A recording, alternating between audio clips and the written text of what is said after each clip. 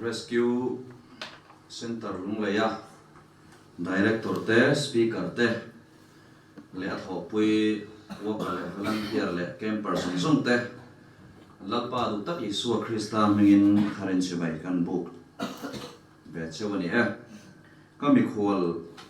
barome kan mi khol barome ka te tilai huna hianin kan boi khat ron kalna ni a rescue center ti ai mai hian sinners friend lamzong hian ka ron thazok ma chan choi kan rongbol pui sinners friend team speaker pu hak te ten no kan bol ho thina in thang chunin shadow furanga shalo te po in tho karenga tin ho to lam pang chunin shadow vek karenga tilai hian aron phei thin ani ti hi ka sia ma se karon kal ve ngai lo wangin laron tlo lo lewem te chunga polom thu kan an soya hemi rongbol rem chamin an siam sakhi te pathian atha ai lowem te chunga le milo dong song tu le chunga po thim lu takin lom thu kan han soi ani self introduction tlema zong han nei lo thun soi po pakha a fu lo do lekin ka she a voi khat min mu na ni do vek anga zong tui veng kan ni alarin moya kan ni a salvation officer ni in tunain captain rank an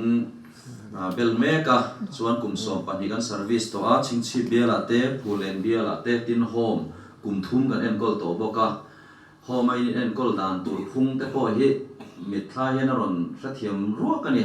thok tu te tho dan tur te le dan campers te dan turang chi te po chuan tun chuma hian lungleya lai tho tana ka lokala hian nong borna korlama kan nei nuwa LOM Jubilee Polin kanon luang suaka athian tu cha kanan sei thei tur hi alom le maya keng e ko hi background thalo tak nei ka ni thalo ka ti khan bu le pa te chung kwa thatak chu ka nei ma ro chu roi lo khove la ke po zong lut masa chu ta tanga pathian khomai na donga thian khomai na changa tia rong bol tu ni chu ve tho ka ni kanan en vela volunteer te mail te le worker te mail te po hi helai huna tanga thachua roi lo khove la tanga kal chuaka pathian khomai na donga rong bol tu in ni do fur kan han ringa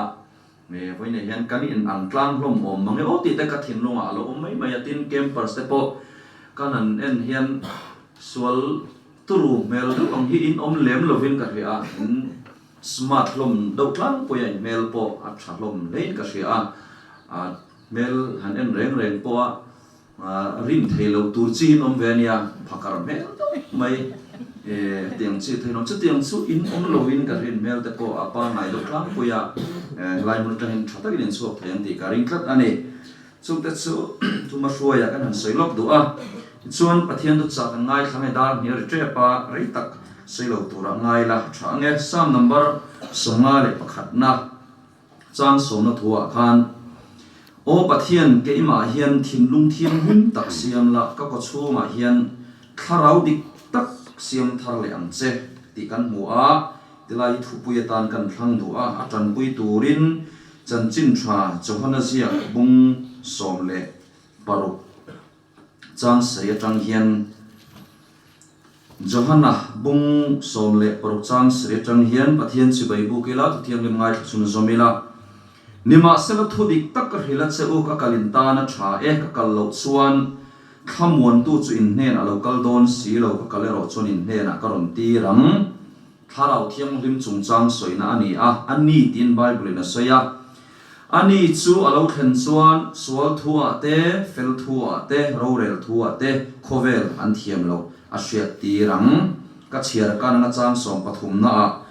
nima sela ama tharau dik tak chu alo thlen huna chuan thu tak zong zonga chuan a hroi lu tam cheu ama pho chapin tho sei don si lo tho dona piang hil zonga thil lo thleng tur te po a hriat ti rang cheu bible hi king hlom mo ka tia bible king enom chuan map han keu puilok cheu ka bible map ka bible a chon phek to per ni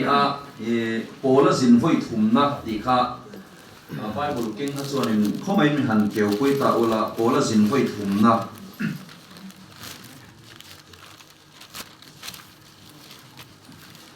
Pola zin voi thum na kha han en lok ta ela ti chuan American en zuwa thu pakhat ka ron thil le nga kan mi thla thil pakhat kan da thiam thei nan anu nung para pola zin voi thum na khan asir kil chak lampang vei lampang khan kil sir te khan rom khua rom ti kha in mu ka renga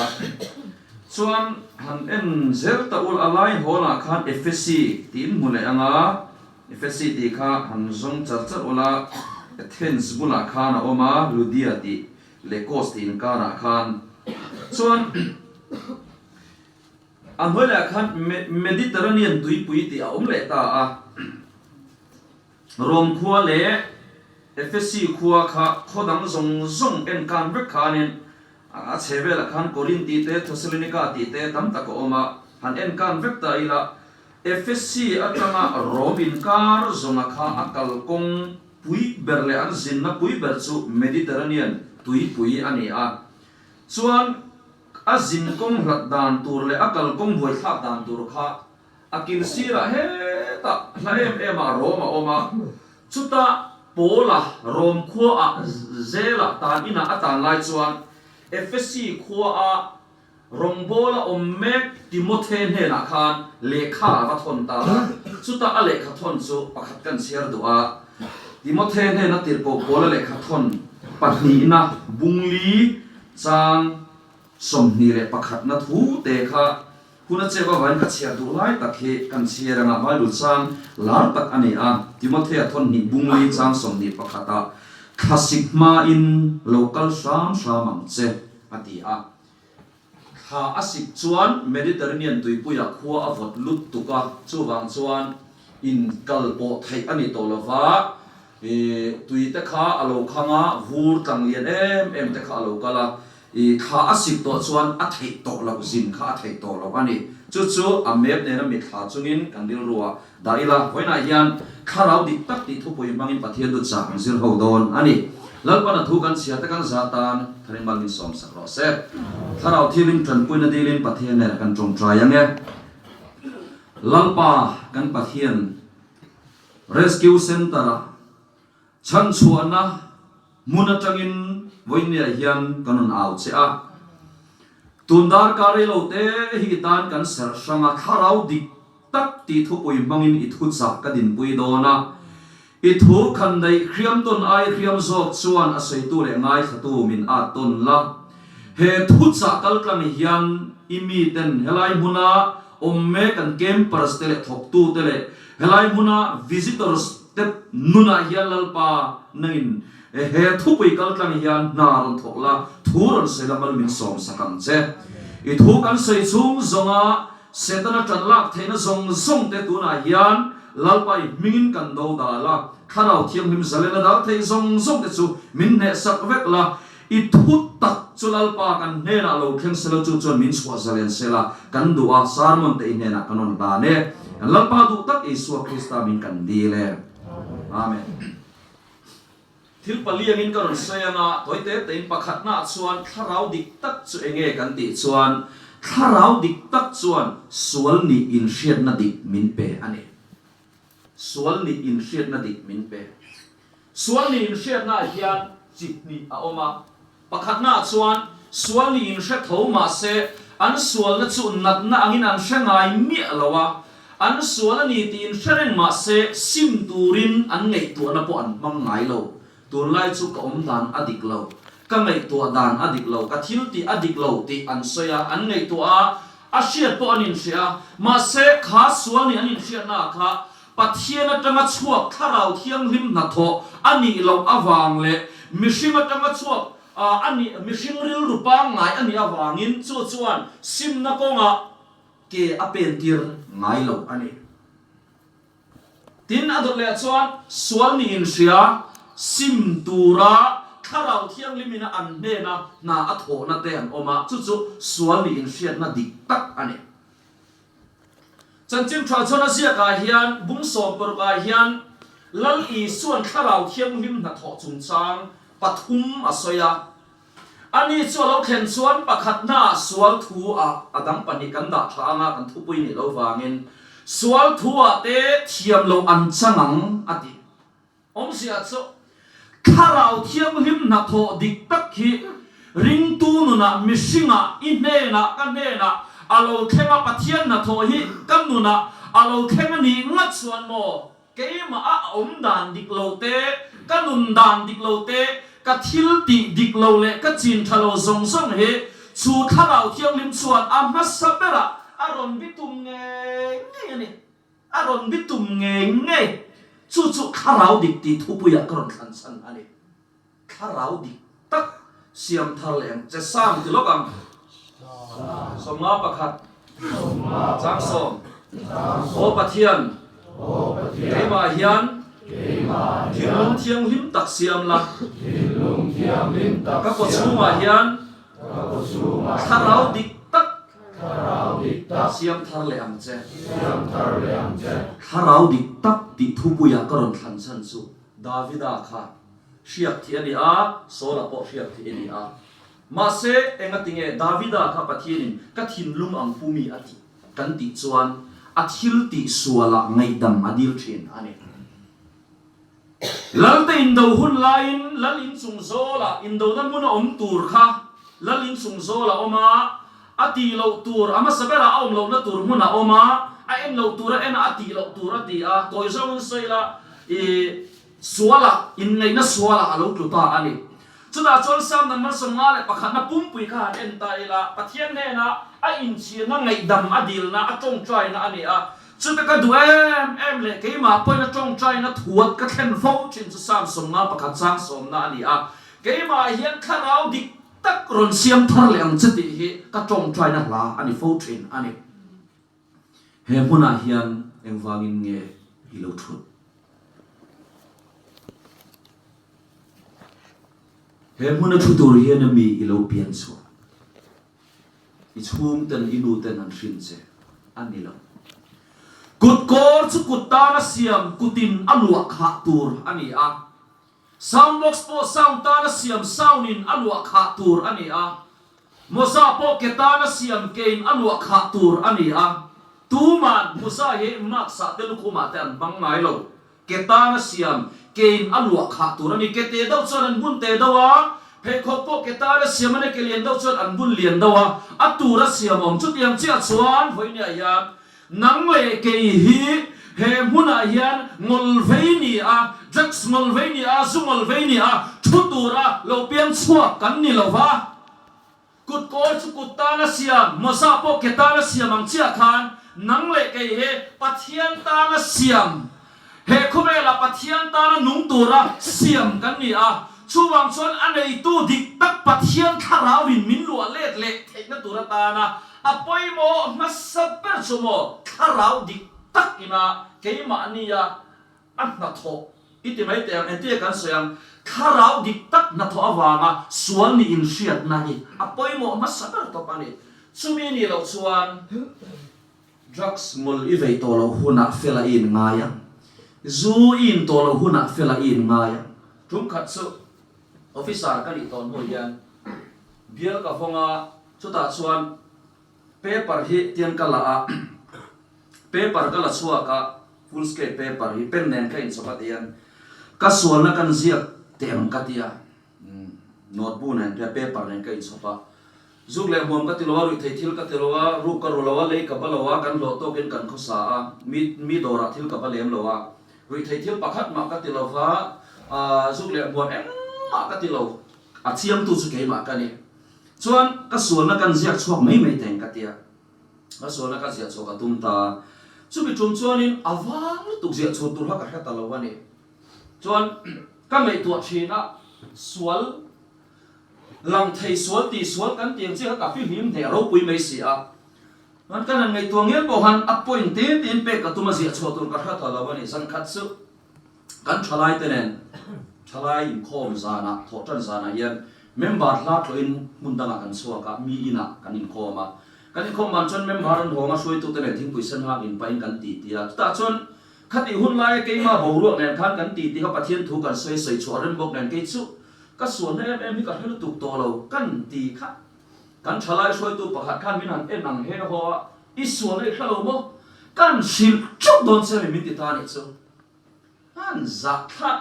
em ko pa officer kan ni a an bial tu officer kan ni a kan thalai soi tu pakhat khan min an ang he ho isu nei khalo mo kan shil chu don se min ti ni chu za thak ve dok mai nia chu chuan karil ro tin ata ni ka thin lung ni achun tangai maya mase atirin kalan so tir chong lo ina ko honga kwar tara kamua kai ngai to ta isu nei khalo mo kan shil chu don se me ti thu chuan karil ru alu khata ka ngai to a ziak chuak turin kai buat sai le a mase ka he chuang lo ka hello re achan chu rui the thil pakhat ma ka ti lowa zuk le muam pakhat ma ka ti lowa mi dora thil kan ba lowa kan lo to kin kan khosa rong kan bo tu kan ni awang lu tu zana kamu hila tu zing ko lo var le chuan zing ko var be i so lai khalo mo kan shil chau don che mi ti thu bok chuan karil ru aron lu khan le nga la zikar pumin kai nei tua ka so na shalo bok chuan ka om le achan chumo kharau thiang lim na tho dik tak tel lo hian mission ni hian kan so nei kan lo bu thai mi la a har tu kan mu ani pon kharau dik tak na tho ani lo wangin ke ma ni hian tran hun tur om tho kan so na khamo in pen na tan kan mang tho zing cho kan na tu thon kan an ei chu kan cho kan ai ya kan nu le kan ka fa te min kham san to ke ma chuin so kai kham hung bara football ber fe ka chu ta chuan a ma ni te ma zan te tu zinga te ka khiat thei lo ka sual na ka mu so thei lo kha tharau dik tak aron thleng ta lalpa tharau chu larin moyen he na chon rin la chuak ta sual en tir nan min pui turin tharau chu thang kai tiang chia khan tharau thiang lim chuan kanun top zia tha ka lo in ti na fel ka lo in ti na top zia le te nom zia kha pathian e nga khan miron bu tir ta ni chu chuan ei kan nu hi mo phun na sa chi nia han biak do thut te han ti do thut te han aphu do vak zela aphun na sal tu kam ti ka lo wa khan lo in ring ro ka te in ring ta mo te khan choi do kana ka kut la ber chung han hallelujah an tin ne na an puang tup mai ne han au ria ai maya chu ka pa ber me khan pui fanau te mit muwa chu ti lai chuan tv a hian min siam thar le ro lal pa ti la hi chingchi pastor bial zai polin an sa a kanun hilungai na kun thimi sing hui li panun thar kan ai theinan lalpa min siam thar le ro ti la an lo sa a kamit tui atla a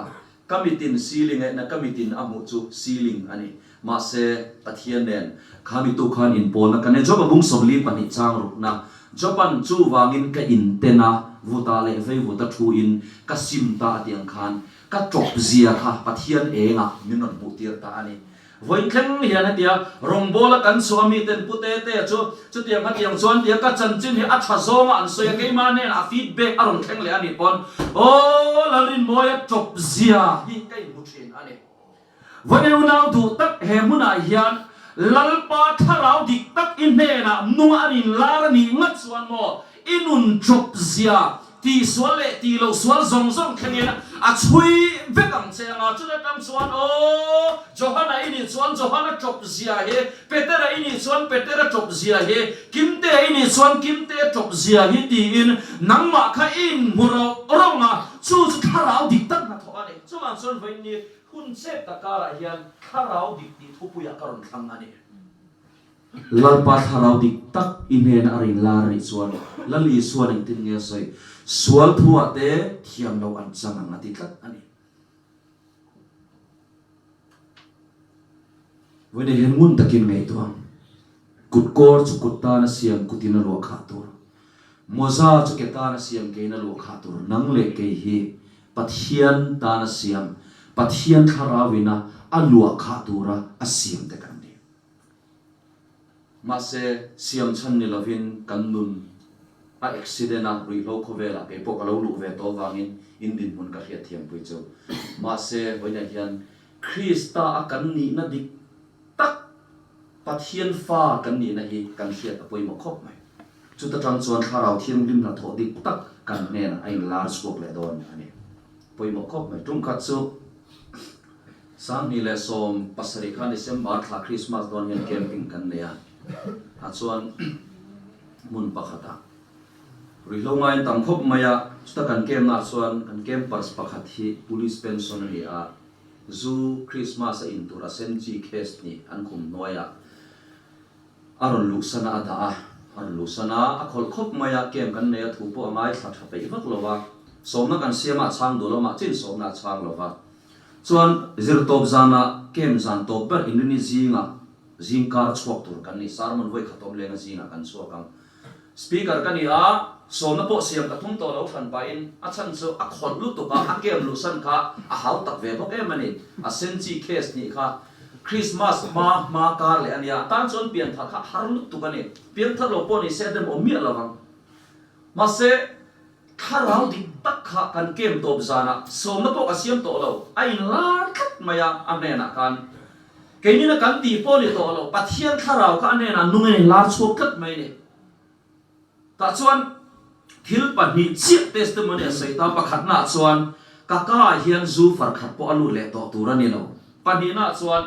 lal i su ka du permen shoi tu tan ti kha aron sei chuak ta a kaka hian zu far khat po alu le to turani lo lal i su ka du permen shoi tu tan atuk indonesia ma kem kan suaka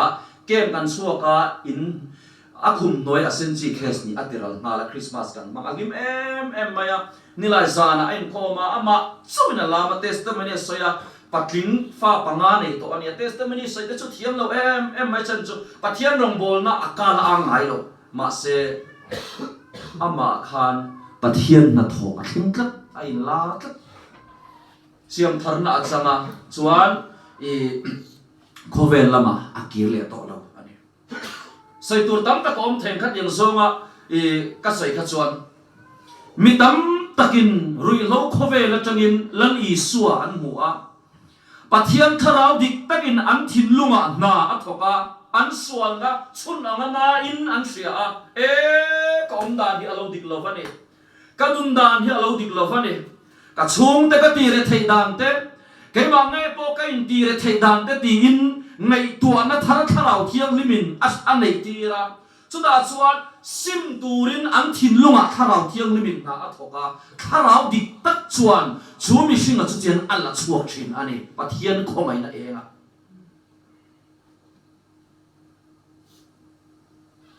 keima hian thin lung thiang lim tak siam la ka ko chunga hian tharau dik tak siam thar vero ti in lo tong trai cheu lalpa tharau chuan a khoi ala chuak nge nge yang cheu ti ka tiam ngam cheu ani rang bana college kan ka line kanuna tui halem em maya drugs kan ti a zu kan ina ru thaya piang kan ti a college week closing ceremony ni ya kanun tui halut pathian ngai boxi ma se ritlo boy tang boxi khan rang mola a thian pa nen zula turin kan su khla bai kamin phura chuan du to kina huna kan ina kan thian te in tur zu kan hon so college min lo ma kan thian ten ta chuan pathian tharau kha ma zanin ka chang to ani atu ka zu kan in le a so me ka testimony ka thu sengai sa thin chuan in themei thaya rang bana college e aizol mi thata ula chan mari rang bana college nuai mi dor ka rui lu tukin an dor dar thalang hi ka to ke a tun thleng hian ei ka khabe hian tian ser alo mani kamual pho ma se khang hun zong ka ngai to le khan tharau dik tak kalo donga sang bi panga khan December tha chuan pathian khomai na enga chuan nun kalo nei chowa nikum hasa khan Good Friday ya chan mari korin min ruaya chuan cholni tlaya helai huna suala fanga kalo mual phok to na huna hian thu kan soi teng ka te cholni tlaya hian rang bana college ka accident na huna mi dordar thalang ka tauke na ma chuan in kholai hian modin company lo thu ka soi don suala fanga ka mual phok na huna hian ka tia thu kan soi ne kha minute sari bor vel din ka ria ka mi kha hian ala cham voi nei hian eng tik nia ma chuan in testimony hi alangai nom don amen kum som kum nga lo ra le huna helai huna routine kha ta om chok chok hi in nam don lo e kan singa ming pon soi la pathian no puina ni ta se kan thiate singa bia ka ron kala kem kan ne ya ta chuan pathian khoi na e ma pathian in ala chuwa ka soi thi kem perfect in ni a kum thum ara le huna in din mun ai nam don lo ti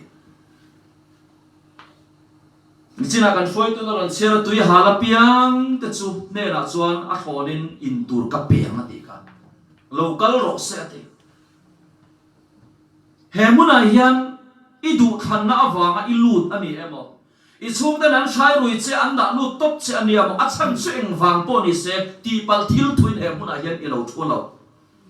chuangin he hun chunga hian pathian khomai na enga tharau dik tak changa siam tharna dik tak nen tharau pian tharna mai ne lo ril ru pian tharna le tak sa chan dam na thunen fia taka kan chwa thena turin kan ma mo ber chu tharau dik tak tharau thiam rim ta thwani tina panina chuan ka sai sai lu tu dona panina chuan tharau dik tak alo thlen chuan suani in hrian a tok tir mai lowa sim na ko ma hruai thin sim na chu ne kan ti chuan metanoia an ti chu mi om zia chu thimlung in thak thleng ani hei in ngai to ngai ka halo mi hring ril ru hi ngai to na an thil li ati thai em maya i ngai to na kha ngai sakro enge i ngai to thin ti ngai to non fo la i thil ngai to tur ngai to ulukro i ngai to na in atha dang lam thei che ka sei non le am enge i ngai to thin ti ngai to non fo ro i thil ngai to tur ngai to uluk la i ngai to na in ala thak dang lam vek don che i ngai to na he mun atang hian thali ko omanga mo thanga ko omang khors eng polo ni ta se chuan ka chho ka nga chuta chuanin rongbol na ka kalpuinga emo chuta chuan sum do na ka kalpuinga tin i ngai to na khan han ngai to chinte kan ngai to na hi mo thil la ti theilu tu ba pathian kharau thiang lim uam na noya hian chu sim na kan ti hian min azuin thin aban san ringot ti chu apon loi lu tu min adjust ti thin aban san hi chu apon loi a ayaril zo ka sim na in enge ken tel kan ti chuan metanoia an tia thinlung in kha kheng vek na ani sim na kan ti hian min zu a in thin shi selo na wangin aban san thei tin poisa anei lo wangin aban san thei in a in lo thei ma se sim na tak tak ala kheng lo sim na om sia tak tak chu thinlung in kha kheng vek na ril in kha kheng vek na ani a helai mun ani ma khoi mun a po ni se mani chu kan om mun a po sim na dik tak chuan ipin dan chung ril kheng hian a chui lut vek ang che chu tharau dik tak na thoni tak ani pakhat na suan in hriat na chu atop mai lo sim na ko nga chu tharau dik vek chuan a huai tat ani metanoia thinlung in thak thlen eskel bong som thop paro chang som ni paro ka thinlung thar ka pen che in chunga tharau thar ka da mati chu pathian na tho ani hechina Polan Timothy na lekha thon na karon siara khan Timothy thon ni bungli chang som ni pakata thasik mai local sham ang che ti ziak kan mu a map rom khom dan le fisi khom dan in mitla in da thiam vek to akara Mediterranean tuipui khati hun lai anin kalpo na ber om bok ta enga tinge pola hian he thu hi athon ronga bol ke to don lo tan ina zela online ni afa du tak arong bol na kal tlanga piang thar Timothy ne na local turin atia chuta po chon khasik ma in local sham ang che ti om zia chu kha asik chuan a thei to do lo mishing nu na hian unaw te u mishing nu na hian a thei to lo hun ya thleng don a thleng thei o kero te no pang te kan ni la ya harau lama min kai hroi tu ne kan hria thin zai thiam em rong bol na thu sei thiam boxi pakhat o ma a hun nu nung chu ra thlak em maya an nu na thasi ka thleng tlat an ra thlak zia chu te pathian hi ka beto don lo pathian hian ka tong tran min sang lo chu ba chu setan ei kan be chin te nga tia ngoi te chu te ngani lo khongai takin pathian na tong trai le ro ka tia setan ei ka beto don pathian hi ka tong tran min sang du to lo tia ka tong trai sa kang cheu ka tia min tong trai sa po ka ngai lo ve a tia ka tong trai na po dong du to lo wa rong bo du tong trai na shim shim a dong du to lo a tan anuna khasik a thleng a thei to lo a chan chin ka hriat nung para chuan khovel a chwa san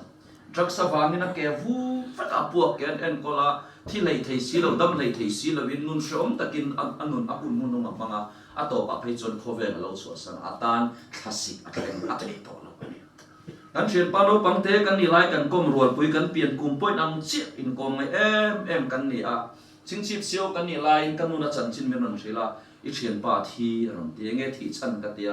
zuin turin mi zudora kala zuin này tu te kong khá cái tia anama alu ruo hian abok khublu taka pot son lovin aboral ma la tia karil ru hi tin em mai anuna classic a thleng a thei to I du huna I piang thar don mi la rombol tu tan du huna tharawin kan khat thei bok la kun hi akhir a har salu tok to ani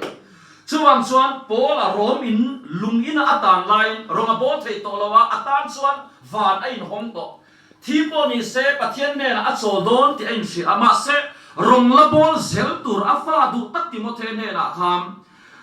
lekha thona thil tam tak asoi chung zil ka du em voina he lai mun ka ron thlen no ka thin lo mom chu classic ma in local sa mang che atlai ma in local sa mang che tiang chi khan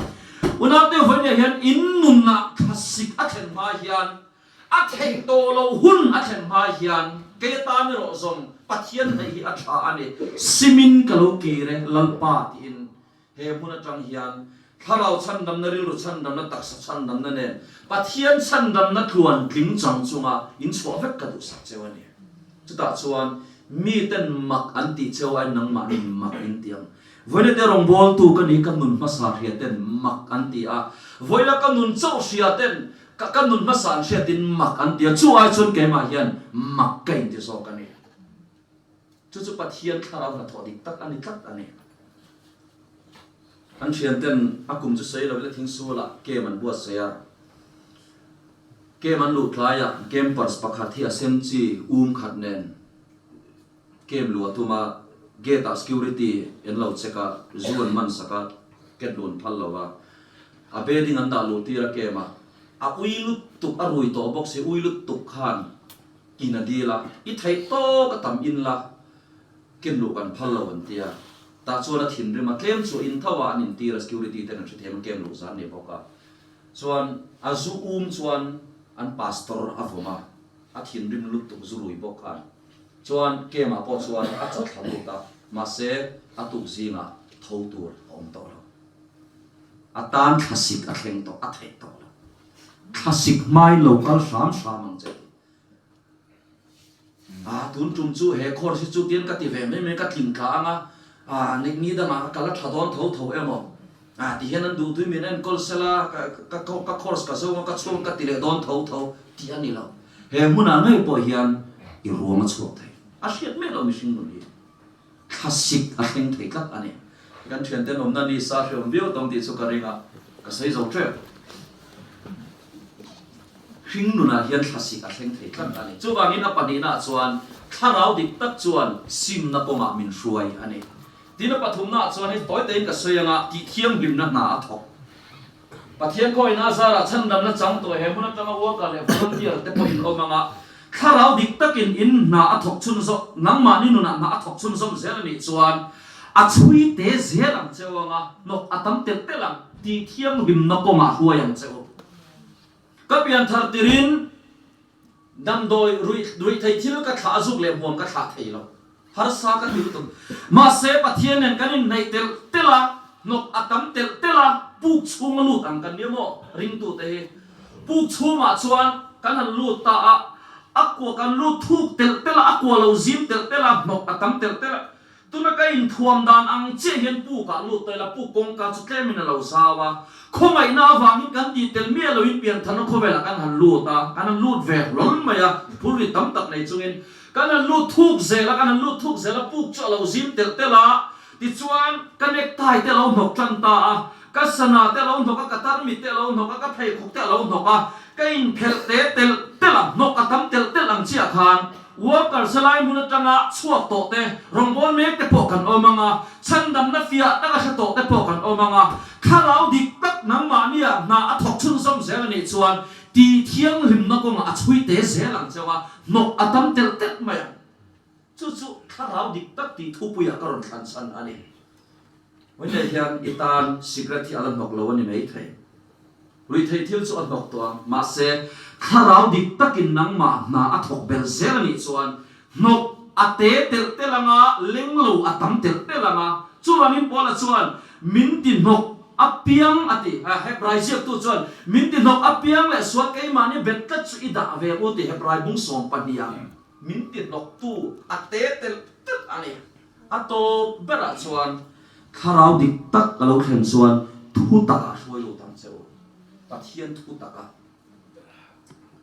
Bible te na dik lo thei lo Bible ngei nat na pathian thu ngei nat na hruai nge cheu mi thu soya in hak lawang mi thu soya in nga chuan mi thu soi in nu na kai hruanga mi thu soi mangbok in chom in tum fo thina ma se kharau dik tak in he na in lan a thenga ni chuan thu taka jona bung som puruk chang som pathom na ama kharau dik tak alo khen huna chuan in tin nge ti thu tak zong som a hloi lu tam chaw ama phuwa chapin thua sel ma thil lo khen tur te po hria ti rang chaw ati kha pathian thu tak Bible ngai na he chu kharau dik tak chuan mi hring a khoi reng ni a hloi lut nge ngot mai ni chu a pali na ani i Bible la keu la chia ro Bible hi nei na ro thu tak in hringa boya banam cheu ani chuan mi zong chan dhamo male thu tak hria adu ani pathian thu tak Reverend Dr. Billy Graham akut dinglamin Bible alek chuaka Kovel mi pui mit bo football stadium mi pui singtel ma Bible chuan tin thu a hril thrin voina hian keipon Bible lek chuakin pathian thu tak be chanin kharau dik ti thu pui mangin thil pali karon soita pakhat na suan in hriat na a pen chenga pahni na chol mai lovin sim na konga hruai ang chenga pathum na chol mai lovin ti thiam lim na na i huna a thokanga pali na thu taka hruai lo tam che he step hi izo a voina hian I hrian I ngat chuan I hriam na ta sual zong kan fai tu kharau thiam lim mai ani khat ani so angin kharau thiam lim dilin tong trai na ne ka tua voina hian fia takin thanem ngai takin thu kan soi ma kan ti po hian kharau thiam lim na thol chon eng ma om siom na fani kharau thiam lim kan dil donen ban na siam tu chon thong nangin la pakhat ka thin lunga lo oma ka in pumpe ka ti la kha khong ai kan la hroi tu ten lo in bua se sela la pakhat ka ban na siam tu so an mong thong nai aron siam don thawa ma se tiang puni man sen ni lo wangin nge thane ma ngai om ka ti a chu ban chuan khala kha kan karon thlang lo ton ni kan zain ding la tong trai na tharau thilim din tong trai na kan la hroi tu ten ti han lo in bua se be ro Hallelujah, amen. Kan din munay nang lawang ti karinga. Trensu reilaute cholo om trensu korzo trap to te pok kan niang pathian ne nei tong trai lalpa I thu te hi akim lovin country akim lovin country trip lunglei ko LOM Silver Jubilee Pualin Rescue Center chan chuana hun puya lalpa mintira min suaya antan ei tur thil pek te kan pe a karlova kan ei tur pek hi chu an ei zo mei don ma se kei mani na kan pek thei lo chang nung tui nung lui chu voina yan lalpa he bana yan pe la kan no ani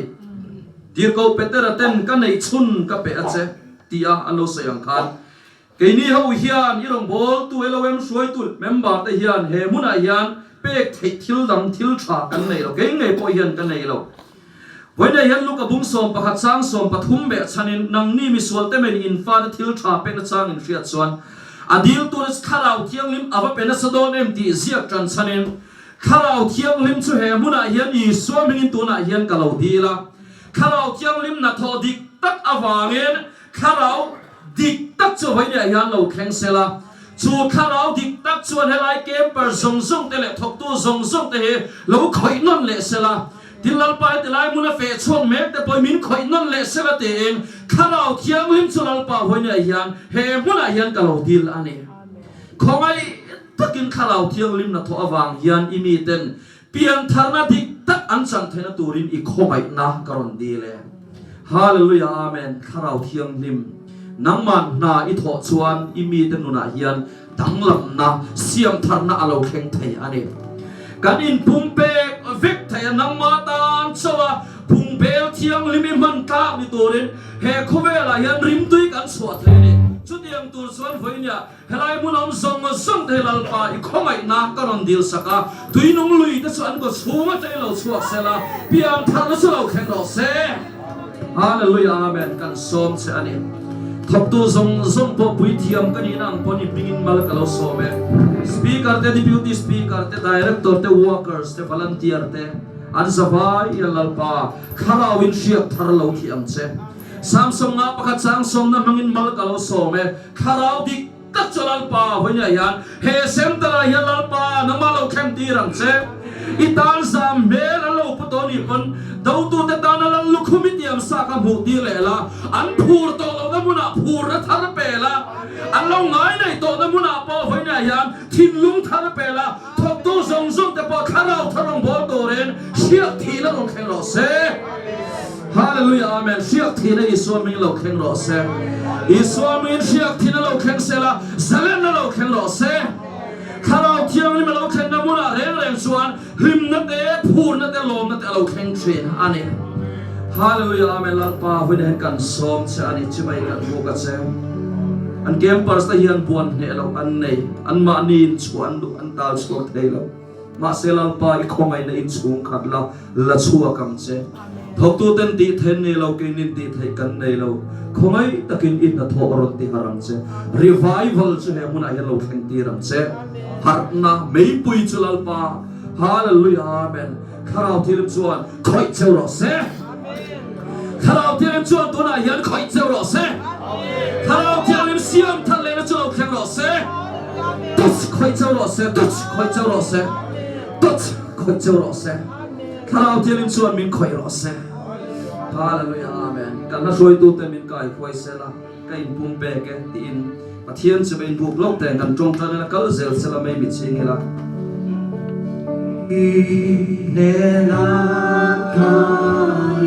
hallelujah amen bil tong tan ne sai lo takin ka pe ache takin ka pe ache mangai tam ka ring che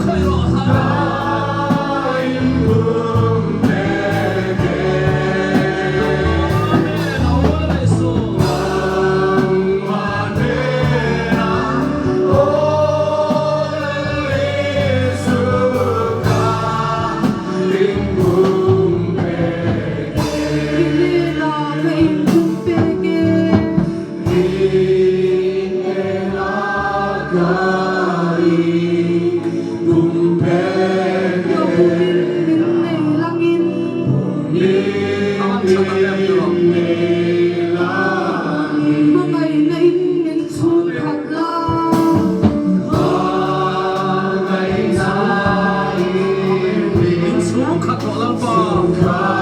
Ang som na bingkulang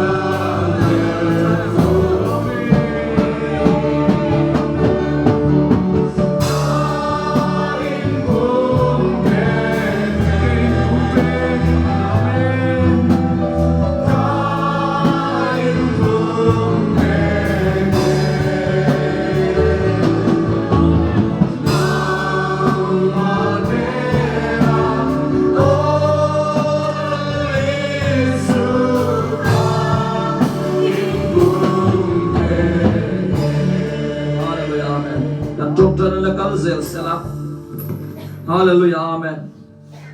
Gishingtan voi khathi ruat ani a chumi huna nuwa rorel na om don ani leya hian voi khat ba ki kan piang don lova kan vul don lova kan that lai nun kan wang lai nun te hi arei lo em ani chuwang chuan du than na te siam fel zelal patan chomi hlang ni turin bumbel thiang lim lal patan cho man tlak ni turin voi ne hian lal pa khalau dik tak chukan ne na lo kheng zero se hallelujah amen lalpa lom thu kan khila che voine hian thok tu te wang pon i ming kan paka thin lung takin min lo dong song min lo welcome kan valom em kan patlim em he mun hilal pa nangin mal som la sumle pai an mo to ang pela eile in an mo to ang pela sin turte sil turte nang man pela he mun lama hian lalpa imit lo le lai thil ti theina ron lan tir zelang che kan lalpa du tak Isua Krista min kan di le amen thu mo le kun kalari kha ka thiam